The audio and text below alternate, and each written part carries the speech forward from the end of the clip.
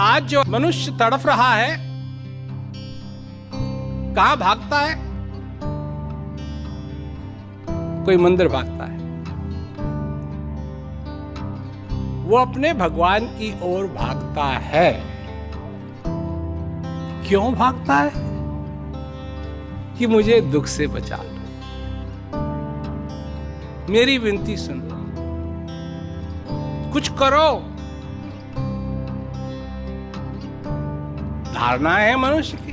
मनुष्य है जमीन पे, ऊपर की तरफ देखता है। क्या देखता है? वो ऊपर वाला। कौन ऊपर वाला? कौन ऊपर वाला? कौन ऊपर वाला? अरे वो ऊपर वाला तो तुम्हारे अंदर वाला भी है। पर ऊपर ही देखते रहोगे या अंदर की तरफ भी झांकोगे? अंदर की तरफ झांकना नहीं आता है। मैं दावे से कहता हूं कि लोगों को अंदर की तरफ झांकना नहीं आता है। बाहर घूर घूर के देखते रहते हैं, कहां है, कहां है, कहां है, कहां है, कहां है, कहां है, कहां है। और क्या कहते हैं? अगर भगवान तू है तो सामने आ। भगवान है पर वो अंदर है। और जब तक तुम अंदर झांक के नहीं देखोगे, तुमको दिखाई नहीं देगा, तुमको पता नहीं लगेगा। बाहर की तरफ देखोगे, क्या मिलेगा? इस दुनिया का कलेश मिलेगा, लोग लड़ते हुए मिलेंगे, हर एक चीज खत्म हो रही है, खत्म हो रही है, खत्म हो रही है, खत्म। मानवता कहां गई? खत्म हो रही है। मानवता कहां गई? रक्षक भक्षक बन जाते हैं, फिर क्या होगा? तो याद रखो, तुम मनुष्य हो, मनुष्य हो। प्रेम करना ये तुम्हारी खूबी है। प्रेम करना ये तुम्हारी खूबी है, तुम्हारी अच्छाई है। और जब तक ये सामने नहीं आएगी तुम्हारी अच्छाइयां, तब तक मनुष्य मनुष्य नहीं रहेगा, जानवर बन जाएगा, जानवर। मैं कहता हूं लोगों से कि अच्छाई भी तुम में है और बुराई भी तुम में है। इसका मतलब समझते हो? गुस्सा भी तुम ही करते हो, और जब तुम दया करते हो, दया भी तुम ही करते हो। गुस्सा तुम्हारे अंदर से आता है और दया भी तुम्हारे अंदर से आती है। क्या तुमको मालूम है? गुस्सा बाहर से नहीं आता है। लोग कहते हैं किसी को जिससे गुस्सा कर रहे हैं, ये मेरे को गुस्सा दिलाता है। नहीं, गुस्सा तुम्हारे अंदर से आ रहा है। दया भी तुम्हारे अंदर है, गुस्सा भी तुम्हारे अंदर है। ज्ञान भी तुम्हारे अंदर है, अज्ञान भी तुम्हारे अंदर है। अंधेरा भी तुम्हारे अंदर है, प्रकाश भी तुम्हारे अंदर है। प्यार भी तुम्हारे अंदर है और नफरत भी तुम्हारे अंदर है। और कोई ऐसा समय नहीं है कि दोनों की दोनों चीजें तुम्हारे अंदर न हो। जहां तुम जाते हो, जो तुम करते हो, ये दोनों की दोनों चीजें, अच्छाई भी और बुराई भी तुम्हारे अंदर सदा हैं। तो और सुनो, शैतान भी तुम्हारे अंदर है और भगवान भी तुम्हारे अंदर है। शैतान नरक में नहीं बैठा, वो तुम्हारे अंदर बैठा है। नरक भी तुम्हारे अंदर है और स्वर्ग भी तुम्हारे अंदर है। नरक भी तुम्हारे अंदर है और स्वर्ग भी तुम्हारे अंदर है। यहां तो मैंने कह दिया ना, भगवान भी तुम्हारे अंदर है और शैतान भी तुम्हारे अंदर है। अब लोग पूछते हैं कि ये दुनिया में क्या हो रहा है? शैतान की लीला हो रही है। ये सब जो देख रहे हो बुरा, ये सब की सब शैतान की लीला है। अब लोग कहते हैं भगवान की लीला क्यों नहीं हो रही है? कहते हैं ना। एक ऐसा प्रश्न भी आया मेरे पास कि इतना बुरा हो रहा है संसार में, अच्छा क्यों नहीं हो रहा है? जब यहां आए हो, हम भी यहां आए हैं, तो हम तुमको भगवान की लीला के बारे में सुनाते हैं। शैतान की लीला देखनी है तो अखबार उठाओ। शैतान की लीला देखनी है तो अखबार उठाओ, भगवान की लीला देखनी है तो हमसे बात करो।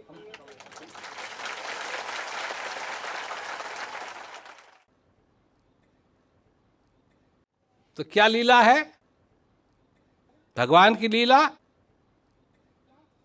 नर तन भव वारिद कहूं बेरो।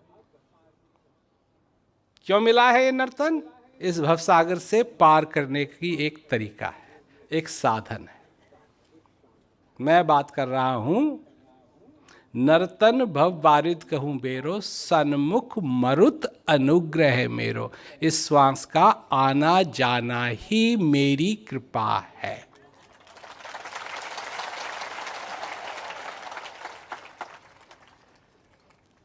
ये कैसी लीला? यही है लीला, यही है कृपा। इस श्वास का आना जाना ही मेरी कृपा है। और मेरे को एक व्यक्ति बता दो इस संसार के अंदर, एक व्यक्ति, अरे एक छोड़ो, आधा बता दो,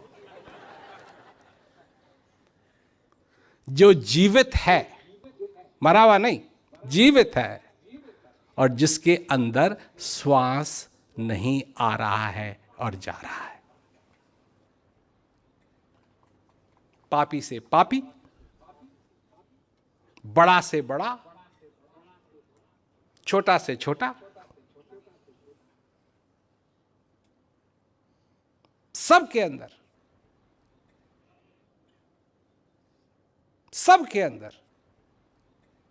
ये लीला हो रही है। वो लीलाधारी भी अंदर है और लीला भी कर रहा है। जो, मैं अच्छे बुरे की बात नहीं कर रहा, जो तुम जीवित हो यही उसकी लीला है। पर तुम्हारी दुनिया में चक्कर ऐसे बना रखे हैं तुमने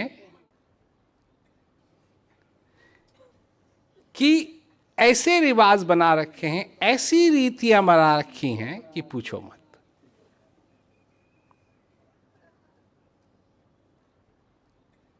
कब आते हैं रिश्तेदार? एक तो तब जब तुम्हारी शादी होती है, आते हैं ना। और दूसरी बार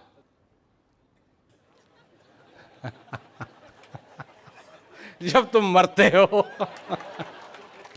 तुम्हारी 13वीं में आएंगे, खाना खाने के लिए आएंगे, और दोनों बार खाना खा के जाते हैं। शादी पे भी खाना खाते हैं और 13वीं भी खाना खा के जाते हैं। कोई कनेक्शन है? तो जिंदा होना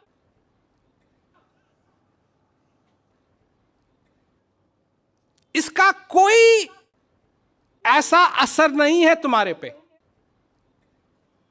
ये श्वास आ रहा है जा रहा है, इसका कोई असर नहीं है तुम्हारे पे।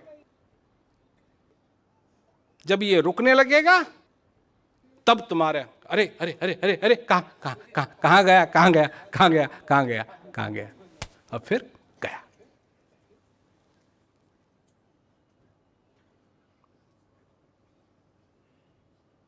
जानो कि जब तक तुम हर दिन जिसमें तुम जिंदा हो उसको अगर तुम नहीं समझोगे कि ये क्या है, तब तक तुमको भगवान की असली लीला क्या है कभी समझ में नहीं आएगी।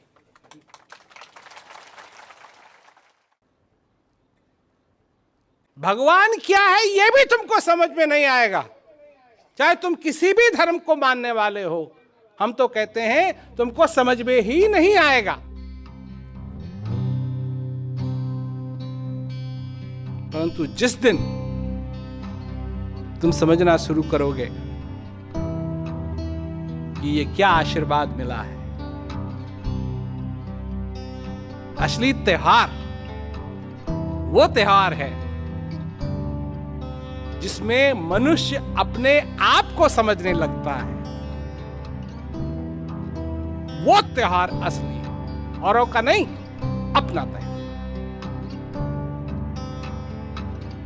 क्या व्रत रखते हैं? व्रत रखते हैं, क्यों रखते हैं? ये कहता है, ये नहीं, हृदय हृदय हृदय का लिए कहेगा व्रत, ये कहता है व्रत रखो तो कुछ अच्छा हो जाएगा। अब पेट क्या कहता है? खिला दे भाई, खिला दे, खिला दे, खिला दे। सारे दिन पेट क्या कहता है? गुर्र गुर्र गुर्र गुर्र, कि मैंने कह रहा क्या बिगाड़ा, तो मुझे क्यों नहीं खिला रहा है? और खाना क्या है? वही खाना है जो भगवान बनाता है। क्या उल्टी गंगा है? कहते हैं किसान क्या कहते हैं? फसल को उपजाता है, उपजाता है, परंतु उसको, उस बीज को धरती से कौन निकालता है? किसान। वही जिसकी लीले की बात कर रहे हैं, वही काम कमाल किया, तेने ख्याल से खेल बनाए दिया।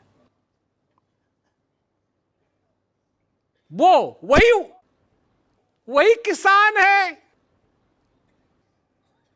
वही खाने वाला है, वही बनाने वाला है।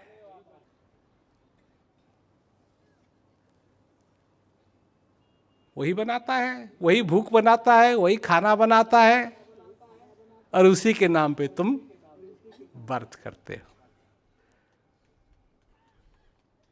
एक बार, अब व्रत तो लोग करेंगे, उनको करना है, क्योंकि ये रीति है, रिवाज है। ये समझ में नहीं आ रहा है क्यों? अगर भगवान चाहता है कि तुम व्रत करो तो भूख भी मिटा देता।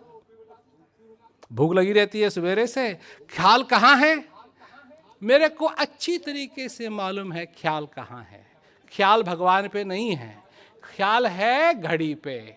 कब जा कर के ये दिन बीते, कब जाके ये व्रत खत्म हो, कब जा कर के लड्डू खाएं, पेड़े खाएं, कचौड़ी खाएं। और अगर पड़ोसी के यहाँ खाना बन रहा है और भिंडी की सब्जी बन रही है, प्याज तले जा रहे हैं, उनकी महक आ रही है, और मुंह में क्या आ रहा है? हाँ, तुमको मालूम है ना। मेरे को तो कहने की भी जरूरत नहीं पड़ी, तुमको पहले ही मालूम है कि तुम्हारे मुंह में पानी आता है। परंतु व्रत भी रखेंगे। मैंने कह रहा मत रखो, रखो, शौक से रखो, बस ज्यादा लंबा मत रखना, नहीं तो तुम कहीं और पहुंच जाओगे।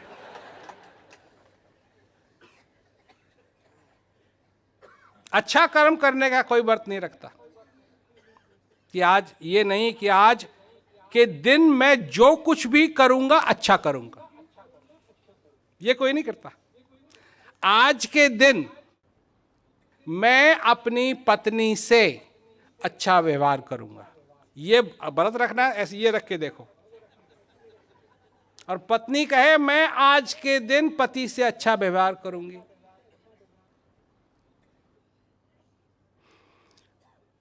और माता पिता कहें आज हम अपने बच्चों से अच्छा व्यवहार करेंगे,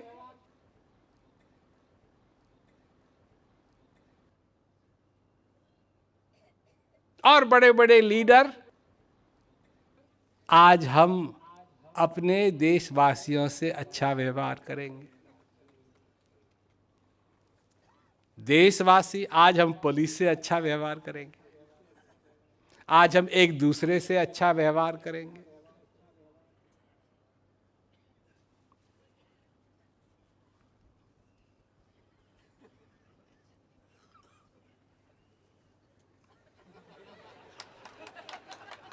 सब चुप हैं एकदम, सब। अच्छा, एक दिन तो होगा नहीं तुमसे। 1 घंटे से चालू करो कि अगले 1 घंटे में, और पड़ोसी से नहीं, सिर्फ अपने परिवार में, देखो क्या असर होता है। अगर 1 घंटे काम किया तो 2 घंटे कर लेना, 2 घंटे काम किया 3 कर लेना, फिर 4, फिर 5। देखो, जब तुम गुस्सा होते हो तो तुम्हारे शरीर को हानि होती है, और जब तुम प्रसन्न होते हो तो तुम्हारे शरीर को कोई हानि नहीं होती है। इसका मतलब समझे? समझे इसका मतलब? समझे या नहीं? नहीं, हाँ नहीं, हाँ नहीं, हाँ। इसका मतलब है, तो पहला प्रश्न तो ये होना चाहिए कि क्या तुम अपने शरीर को हानि पहुंचाना चाहते हो? हाँ या नहीं? नहीं है? नहीं, नहीं। तो अगर शरीर को हानि नहीं पहुंचाना चाहते हो तो इसका क्या मतलब हुआ? प्रसन्न रहना अच्छा है, नहीं, बजाय नाराजगी करने की। नफरत करोगे तुम्हारे शरीर को हानि पहुंचेगी, प्यार करोगे तुम्हारे शरीर को हानि नहीं पहुंचेगी। तो इसका मतलब क्या हुआ? अभी भी तुम्हारा कंप्यूटर करने की जरूरत है इसको। प्यार करना तुम्हारा स्वभाव है, इसलिए तुमको हानि नहीं पहुंचेगी। नफरत करना तुम्हारा स्वभाव नहीं है, इससे तुमको हानि पहुंचेगी। जो तुम करोगे जो तुम्हारे स्वभाव में नहीं है, उससे तुमको हानि पहुंचेगी। अज्ञानता में रहोगे तुमको हानि पहुंचेगी, ज्ञान में रहोगे तुमको हानि नहीं पहुंचेगी।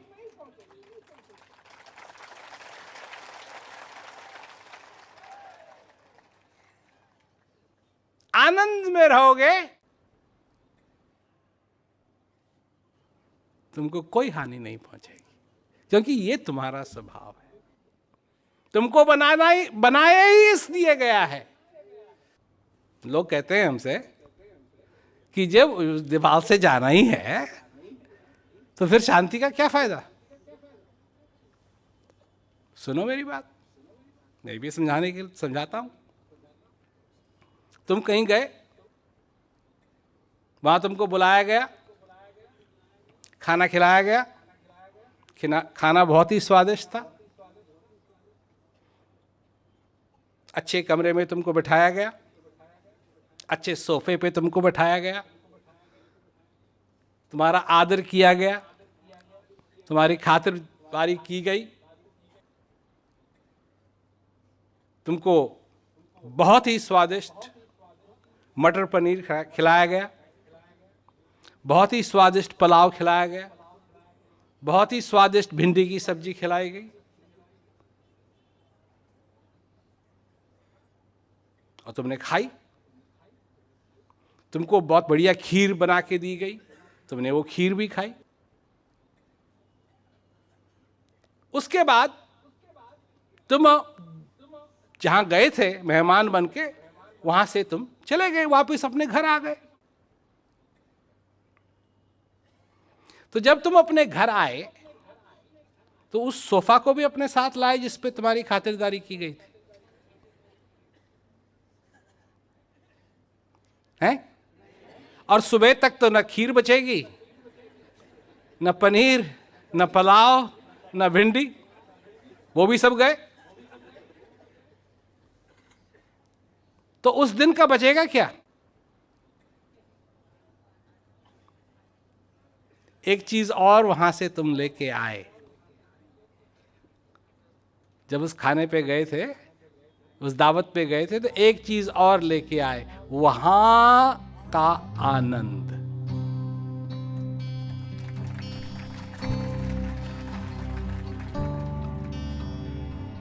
और वो आनंद जब तक तुम्हारे साथ श्वास चल रहा है, जब तक तुम जीवित हो, तब तक वो आनंद तुम्हारे साथ रह सकता है। आए थे, फिर जाएंगे। राजा, रंक, फकीर, एक सिंहासन चढ़ चला, एक बात है, तुम्हारी नजर में राजा कौन? राजा जिसके पास पैसा है। वो राजा नहीं जिसका नाम राजा है। मैं ठीक कह रहा हूं? किसी का नाम भी अगर राजा है, भिखारी है बेचारा, तो ये थोड़ी आइए बैठिए हमारी कार में राजा जी ना। राजा जिसके पास है, धन है, दौलत है, जमीन है,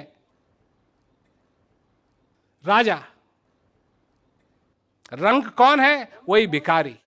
उसको अच्छा, तुम देखते हो राजा को, तुम देखते हो रंग को, तुम देखते हो फकीर को, कहते हो ये फकीर है, इसने सब कुछ छोड़ दिया।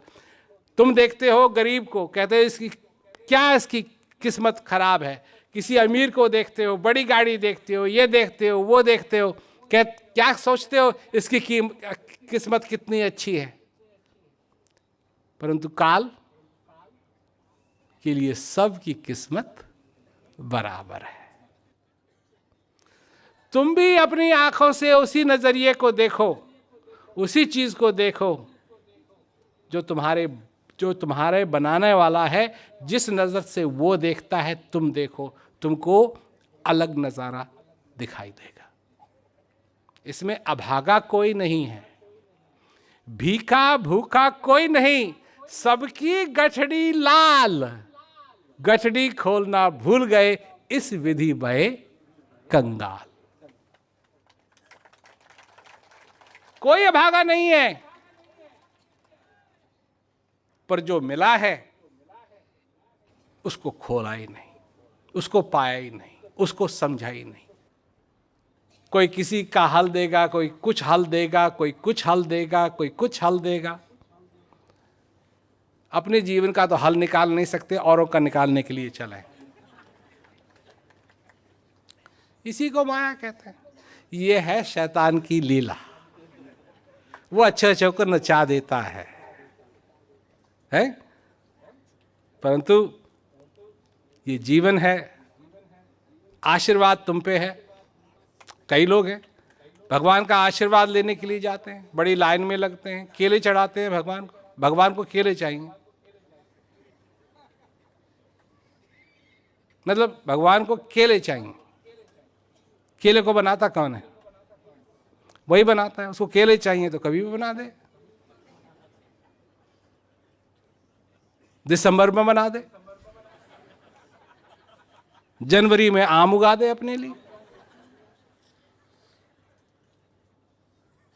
उसको ना मौसम की जरूरत, ना किसी चीज की जरूरत, ना वो कहीं एक जगह बैठा है, वो सब जगह बैठा है। कोई ऐसी जगह है ही नहीं जहां नहीं बैठा है। वही एक है जो आ नहीं सकता, जा नहीं सकता। ये जब मैं कहता हूं लोगों से कि वही एक है जो आ नहीं सकता, जा नहीं सकता, तो लोग कहते हैं क्यों नहीं आ सकता, क्यों नहीं जा सकता। वो कहां से आएगा? कहां से आएगा? कौन ऐसी जगह है जहां वो नहीं है, जहां वो चले जाए? है कोई जगह? सोचो इसके बारे में। मैंने बहुत सोचा इसके बारे में, तभी मैंने कहा। और जब पहली बार मैंने सुनाया तो लोगों के मुंह खुले रह गए, क्योंकि ऐसा किसी ने बोला ही नहीं था पहले। वो कहीं से आ नहीं सकता, वो कहीं जा नहीं सकता, वो सब जगह व्यापक है। और अगर वो सब जगह व्यापक है तो सबसे बड़ी चीज है कि वो तुम्हारे अंदर भी व्यापक है। अचंभे की बात तो ये हो जाती है ना कि एक राम दशरथ का बेटा, एक राम दशरथ का बेटा, एक राम घटघट में बैठा, एक राम का जगत पसारा, एक राम जगत से न्यारा। किसकी पूजा करते हो? गया ना कंफ्यूजन हो गया। हो जाता है लोगों को। एक व्यक्ति ने बड़े प्यार से प्रेम से ये पूछा हमसे कि जी किसकी पूजा करें? तो उसकी पूजा करो जो पड़ोस में हो, सबसे पड़ोस में हो। जब तुम्हारे पड़ोसी के पास चीनी है तो तुम 10 मील दूर क्यों मांगने के लिए जा रहे हो? पड़ोसी के पास जाओ। तो एक राम दशरथ का बेटा, वो तो एक समय था कि वो राम नहीं थे, उनका जन्म हुआ। तो एक राम दशरथ का बेटा, एक राम घटघट में बैठा।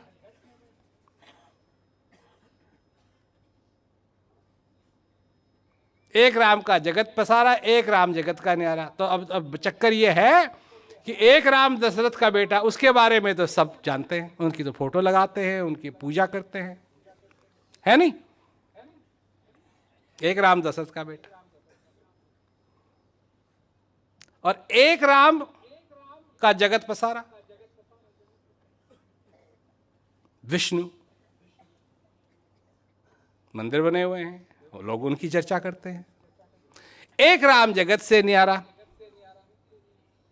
उसके बारे में भी बड़ा सुनाते हैं। वो तो क्या कहते हैं, उसका इस दुनिया से कुछ लेना ही देना नहीं है, वो तो वहां है, वो तो ये करता है, वो करता है, ये है। तो 3 राम के पीछे सब लगे हैं, एक राम बेचारा रह गया। एक राम बेचारा रह गया और उसी राम की गाथा हम गाते हैं जो बेचारा रह गया। और वो राम है घट घट में बैठा। तो हम क्यों ऐसा करते हैं? क्योंकि हमने उस राम को पहचाना है अपने अंदर, अपने अंदर। उसकी शक्ल नहीं है क्योंकि उसको शक्ल की जरूरत नहीं है, उसको आंख की जरूरत नहीं है, वो सबको देखता है बिना आंख के। बजाय तक आंख की क्या करेगा? तुम ही क्या देख लेते हो आंख को? तुम्हारी आंखें कितनी अच्छी हैं। कई लोगों ने तो चश्मे लगा रखे हैं, थोड़ी सी धूप लग जाती है तो एक राम दशरथ का बेटा, एक राम घटघट में बैठा, एक राम का जगत पसारा, एक राम जगत से न्यारा। और अपना कल्याण करना चाहते हो तो कौन करेगा? वो जो तुम्हारे घट में बैठा है वो करेगा। और वो कब तक तुम्हारे साथ है? जब तक तुम्हारे अंदर ये श्वास आ रहा है, जा रहा है। अगर समझ गए तो तुम्हारा कल्याण है, नहीं समझे तो तुम शैतान तो तुम्हारे अंदर है ही पहले से। अब किसी न किसी का तो राज होना है। हर एक किसान को मालूम है कि जमीन में कुछ ना कुछ तो उपजेगा, और उसमें हल लगाया, अच्छे बीज लगाए तो क्या उपजेगा उसको अच्छी तरीके से मालूम है। और अगर हल नहीं लगाया, बीज नहीं लगाया, बारिश तो होगी, और जब होगी तो उसमें से क्या निकलेगा? वो निकलेगा जो किसी काम का, तुम्हारे काम का नहीं। ज्ञान रूपी हल लगाओ, समझो।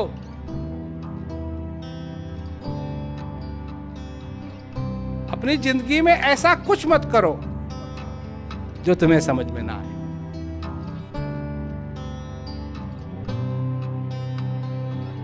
एक बात मेरे को बहुत अच्छी लगती है। तो जब समय आया तो वेद व्यास जी जब बैठे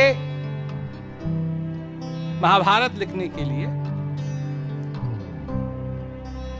तो गणेश जी को बुलाया गया कि आप, मैं बोलूंगा, आप लिखिए। तो गणेश जी ने कहा ठीक है, तुम बोलो, हम लिखेंगे। पर गणेश जी कहते हैं कि मेरी एक शर्त है।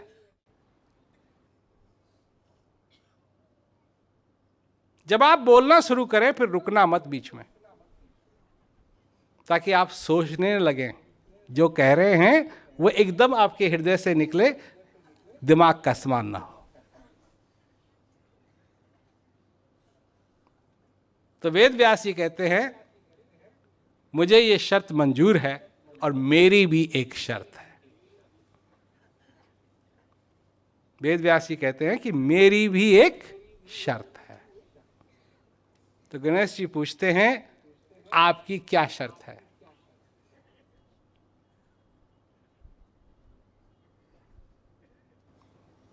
तो वेद व्यास जी बोलते हैं कि मेरी ये शर्त है कि सिर्फ वही लिखना जो आपके समझ में आए।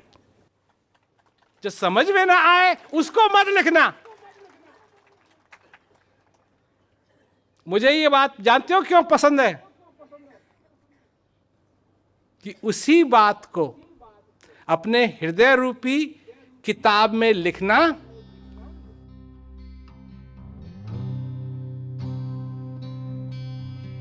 जो समझ में आए, और जो समझ में ना आए उसे मत लिखना। आपकी किताब में कितनी चीजें लिखी हुई हैं जिनको आप नहीं समझते हैं और लिख दिया आपने। किसी ने कह दिया भगवान कहां है, लिखा है ना ऊपर। किसी ने कह दिया, तुमने लिख दिया, तुम्हारे समझ में आया ऊपर है। कहां समझ में आया ऊपर है? वो ऊपर को लोग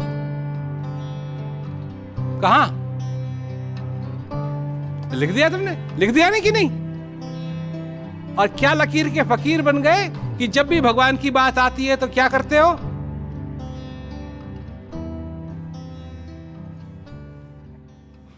कहां है? कैसे मालूम तुमको ऊपर है? तुम्हारे अंदर भी तो है। वो बात तुम्हारे अंदर है। अपनी किताब में मत लिखना जब तक तुमको वो समझ में ना आए। जब तक तुम उसका अब अनुभव ना कर लो तब तक मत लिखना।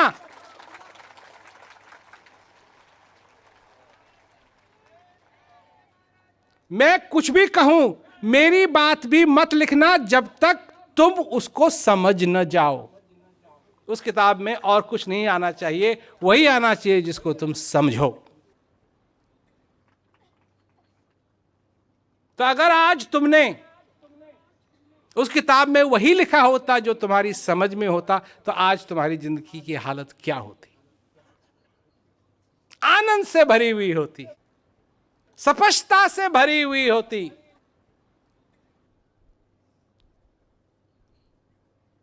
परंतु लिखते रहते हो। क्या लिखते रहते हो? उठ पटांग। किसी ने कह दिया, तुमने हाँ अच्छा, तुम्हारा ये चल रहा है। पंडितों के पास जाते हैं लोग, आपके घर में ये चल रहा है, आपके घर में वो चल। कौन सा घर? हमारे घर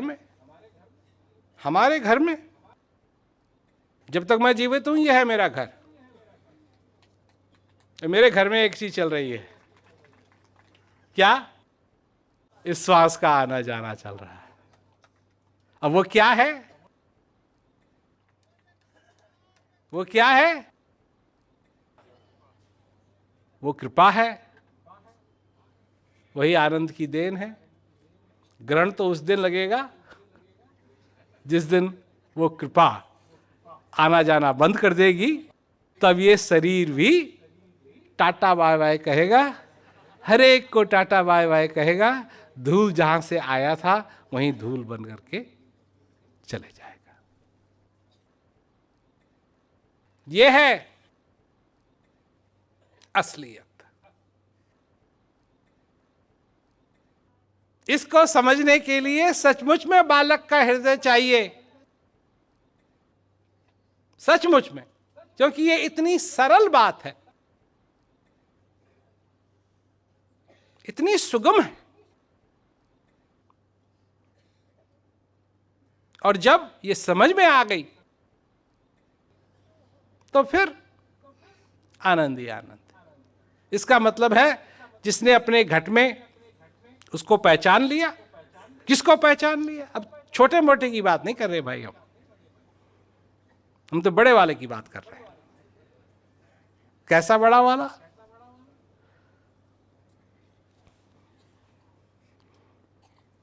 सब प्रोग्रामों में ये सुनाता हूं, तो यहां भी कसर नहीं छोड़ूंगा।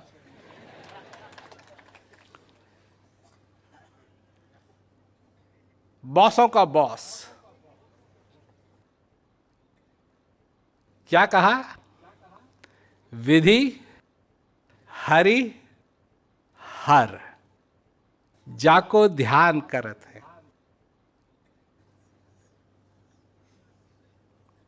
विधि ब्रह्मा, हरि विष्णु, हर महादेव शंकर शिव जी। ब्रह्मा विष्णु और शिव भी जिसका ध्यान करते हैं। समझ में आई? कहां से आई? कहां से आई? कहां से आई? किताब में तो पहले ही लिखा है कि विष्णु का ध्यान करना चाहिए, इस अवतार को पूजो। क्यों पूजो? क्योंकि वो विष्णु के अवतार थे। मैं गलत कह रहा हूं?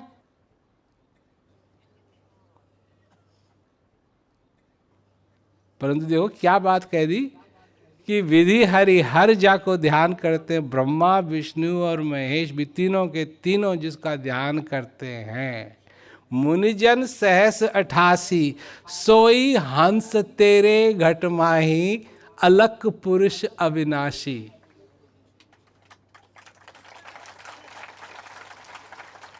उसकी बात हो रही है, छोटा बड़ा नहीं, छोटा मोटा नहीं। ना उसको मंदिर की जरूरत है, ना उसको घंटे की जरूरत है, ना उसको केले की जरूरत है, ना उसको दही की जरूरत है, ना उसको दूध की जरूरत है, ना उसको पानी की जरूरत है, ना उसको दिए की जरूरत है। रोशनी का कारण ही वो है। विधि हरि हर जाको ध्यान करत है। मुनिजन सहस 88 सोई हंस तेरे घट माही अलग पुरुष अविनाशी। पानी में मीन पियासी वह सनसन आवे हासी।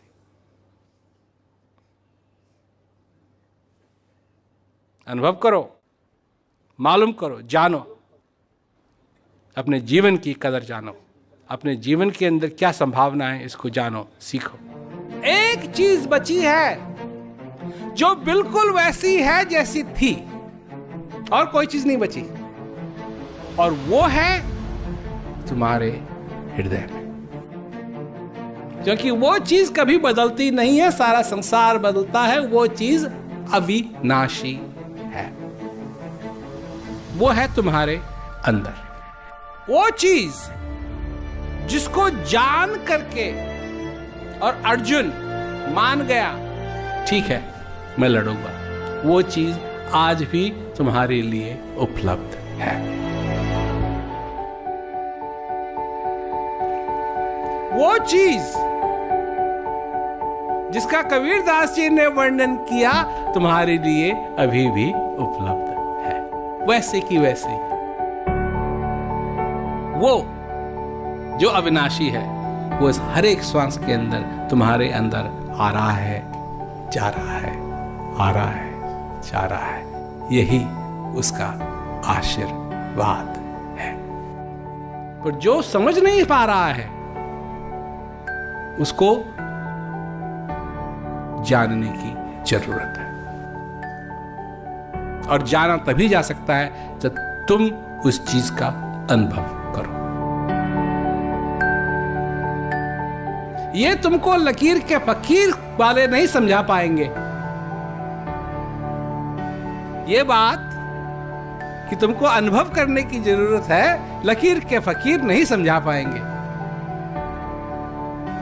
सिर्फ वो समझा पाएगा जो इस बात को जानता है।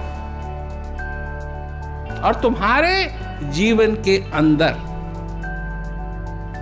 वो परिवर्तन आएगा कि अविनाशी से तुमको प्यार हो जाएगा। नाम जब लेते हैं ना अविनाशी का, तो ये तो वो वाली बात हो गई, किसकी बात हो रही है? अब कई लोग हैं जो कहेंगे किसने देखा, कहां रहता है? वही एक है जिसका कोई पता नहीं है, और वही एक है जो कभी लापता नहीं है। हर एक जगह उसका पता है। वही एक है जो सबको जानता है, और वही एक है जो सब उसको नहीं जानते। सिर्फ कोई कोई बिरला है जो उसको जानता है। हम चाहते हैं कि तुम भी वो बिरला बन जाओ जो उसको जानता है।